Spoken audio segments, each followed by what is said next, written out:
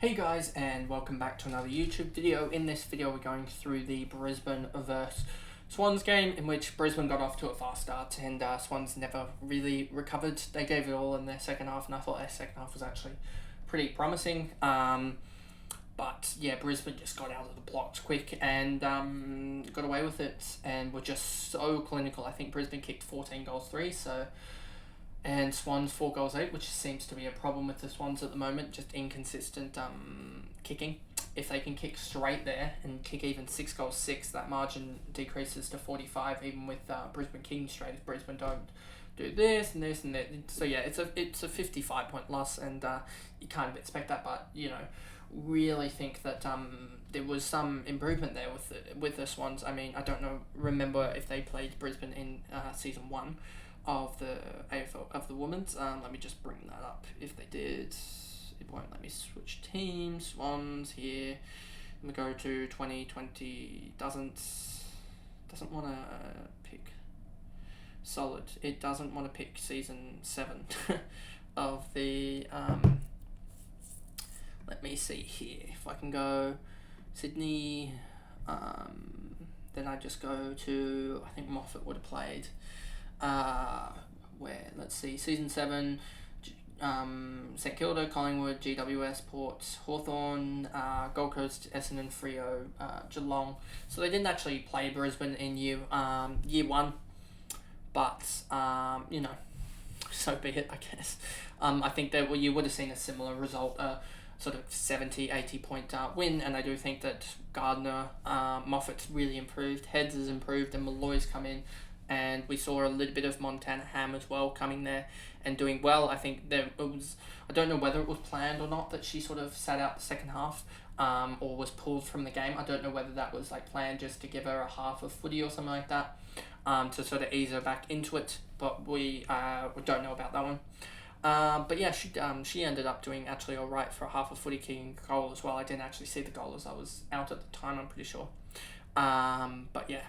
I ended up watching, I think, the second half of this game because I sort of knew the result that was going to happen. But anyway, before we get into the video, remember to like and subscribe, turn the notification bell on so you know when I upload, and let's get into the video. So as you can see here, Anderson 101, 27 touches, 2 marks, 6 tackles, free kick differential 0. She just dominated the game, to be honest, and pretty sure she did, a lot of her work in the second half, actually, aside from a lot of the girls that did it in the first half. Dawes, 89, she did pretty well as well, and you can see did a lot of her work in the first quarter. Mullins, 80, again, doing a lot of her work in the first 3 quarters. Conway, again, 3 goals. Where's Conway? Conway, 3 goals, 17 touches. Don't think she's going to be able to kick 3 goals regularly, so that's something you need to possibly look at. Savak, 72, 15, 4 and 4, 2 and 2 with a goal. Huda, Ellinger, Grider, Davidson kicked 2 goals as well. One of them was an absolute stunner from the boundary. I don't know how she did it, honestly. That was a good kick from any level of football, any men's or women's. That was just a classic finish, to be honest. Drop punt from a tight angle, and she just nailed it. 62 points for her. She did actually, I think she ended up with something like 12, 12 touches, did we say? 12 touches, and I believe all of them were kicks. So yeah, she's just a very fantasy-minded player, kicking the goals that we needed. Free kick differential a little bit against. 2 hit-outs in there. I don't know why she was necessarily, I guess she's tall, so it does work. 3 marks, 2 tackles. And then none of these girls really matter. Hickey only had a 60. I mean, that probably just shows that how well that Brisbane did, that she's down the list here and just behind, I think that's around halfway, just below halfway at 60. And she did all her work, I think, in the first half. Yeah, pretty much up to 40 at halftime, and then 20 in the last, but it was 20 in the second half, but it was all in the last quarter. And no free kicks, so she just had a dead quarter in the third. Cohen, Postlethwaite had a really good first half, I'm pretty sure, then just did nothing. Postlethwaite, it was the last quarter, she did nothing, which was probably good because a lot of people had her, and for her to only get a 49 wasn't the end of the world, as I think she was covering for some people potentially in the forward line, etc. And a 49 wasn't the greatest. Paula, Moen, none of these girls really matter down the bottom here, and I expect some of these girls not to put up this much of a performance when they play the tough times or the top teams. Brisbane has North, so I expect their scoring to drop by maybe 100, 120 points overall, and that'll be spread out across 20 people, and you'll probably see these lower, like you see here, a 20 gap here. You'll probably see a lot of these girls down in about 50, so about 10 points lower, I think you'll see from a lot of these middle girls here. And I think that will translate across. Then you have for the Swans, it was the Laura Gardiner show. It's simple as that. 36, 36, 35, 44. I hope you guys had her as a forward because we knew this was coming. I mean, what did she put up in round one that people were so turned? She put up 100, 113, 151. This is ridiculous. I think her and Garner are the top scoring players. Gardiner's gone 120, 156, 154. Gardiner's gone 100, 113, 151. She's going to be, she's just going to be the best forward. I mean, I should probably actually put her in her rightful spot. Malloy was down a little bit, but yeah, we finally fixed that up. But yeah, so Gardiner 41 touches, 5, and actually not only did she get the disposals, which I think were pretty even split. She might have got 21 kicks, 20 handballs, or something like that, or 22 and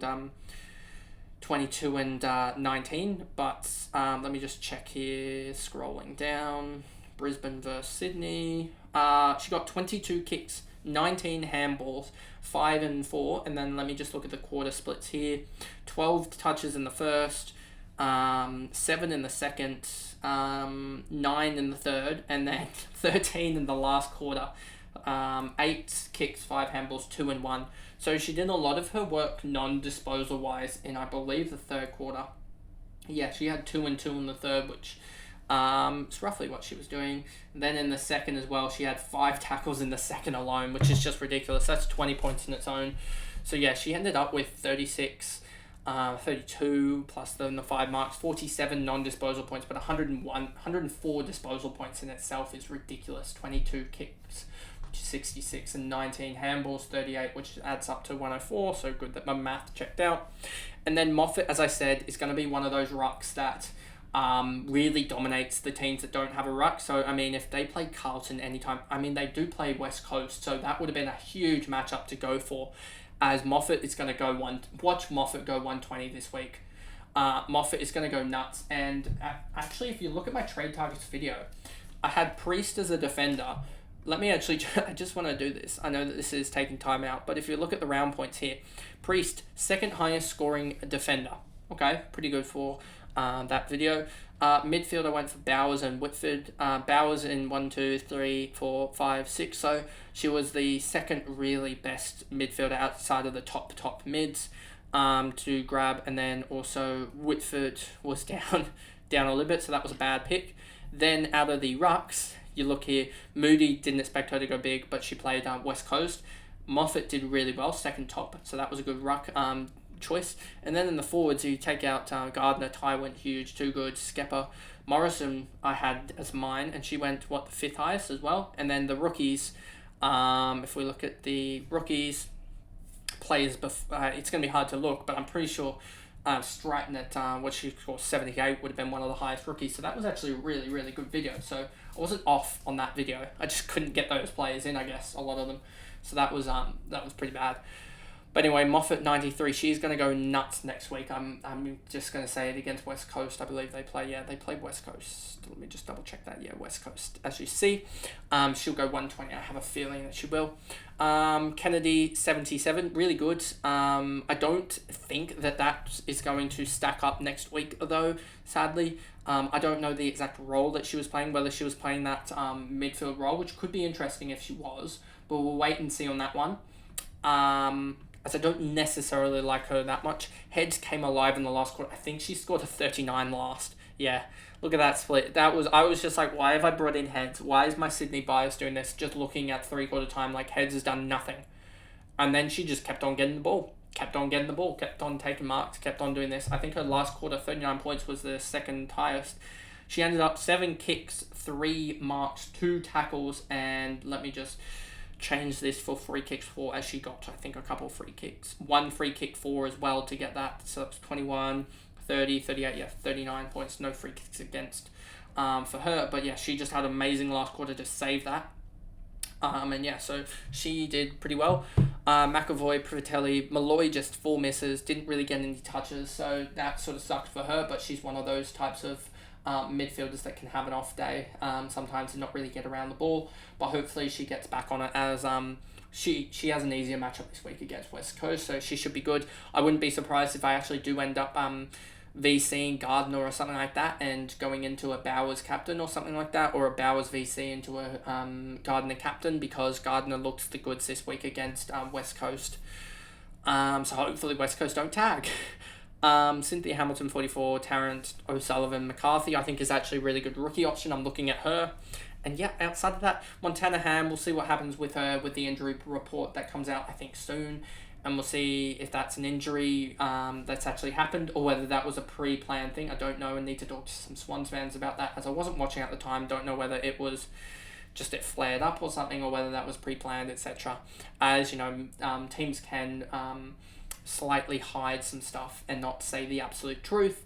As they said, it was foot soreness, so we don't know if they were just pre-planning it, rather. But they probably would have said if it was pre-planning, so I'm generally siding on the side that something did happen that was bad and she might be out. But we'll see. Anyway, that is pretty much the video there, and I'll see you guys in the next video on Wednesday, which should be my team review, my trade targets, in which I'll actually go through those ones that I went through in the video, and also that will probably be it for Wednesday, as I have some uni work to do on Wednesday, and then Thursday we'll get into the tips will probably be Thursday, and then Friday will be my team preview for next week, as well as I forgot what I was going to do, but I think there will be a video potentially on the who looks the best, going through DFS through the first 3 rounds and seeing who's got best kickouts, etc. And that will be a video I think will be interesting, looking at the metrics. But anyway, see you guys in the next video. Anyway, thanks guys. Goodbye.